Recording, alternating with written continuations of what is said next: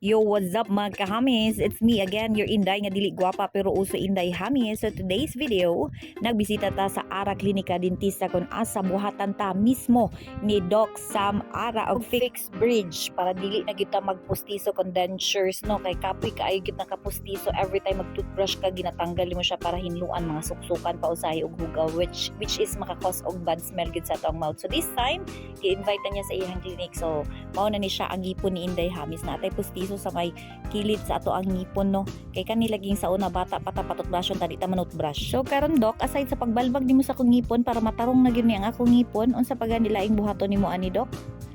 Kay feel nako murag dako gini nga construction taas gini proseso. Is nag-install fixed bridge para sa iya ha. So para dili na siya magsumog o kaning denture o postiso. So kani siya dili na siya matanggal-tanggal. Ano ito ang specialan para kang Inday. So this time, ladies and gentlemen, first things first is turukan sa gitag anesthesia para di ta ka feel og sakit. So karon ginaibsan or ginsabay tawag ani gipanipsan ang akong ngipon para dito itaod ang crown, at the same time gina-cleaning ni Doc para matanggal tong mga cavities and then itong mga hugaw nga nipilit sa itong mga ngipon para pwede pang ma-preserve ang ubang ngipon nga bag-o pa lang gitauran og cavity. Muragod ang inyong relasyon na ay cavity.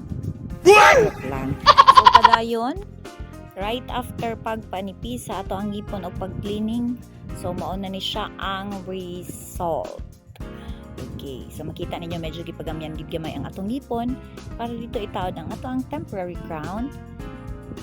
So, medyo binhot pa gid ang lips ni Inday Hamis tungod sa anesthesia. So, makita ninyo medyo kahiwi-hiwi pa. This time, gikuhaan na ta og sukod para dito ihulma ang atong temporary crown nga haom para sa ato ang baba. Okay, so naapay mga nabilin nga mga kinan-an gabi katuning cement kung sabay tawag ana sa pangpahulma sa ngipon. So mostly ginagamit siya pag magpaskod kag pustiso. So makita ninyo medyo naapag yun ang effect sa anesthesia kay medyo gaphiwi pa tong baba dira no. So right after makuha na tagsukod sa upper part, so proceed sa lower part and then dito na po itong murag yellow nga gipasukod para na to siya sa porcelain nga crown. Gamay agwanta na lang gyud di na ko magpustiso. Hasol jud kaayo ang pustiso kay every time maglimpyo ka sa imong ngipon imo jud katagalon pirmi kay mag-create man siyang bad smell gyud. So that's it for today's video. At tangatangin nyo ang second video kung asa at itaod na gid ang atong crown. Daghan kay salamat sa pag-uwan. This is your Inday Hamis. Maayong buntag ug magamping tang tanan. Inday!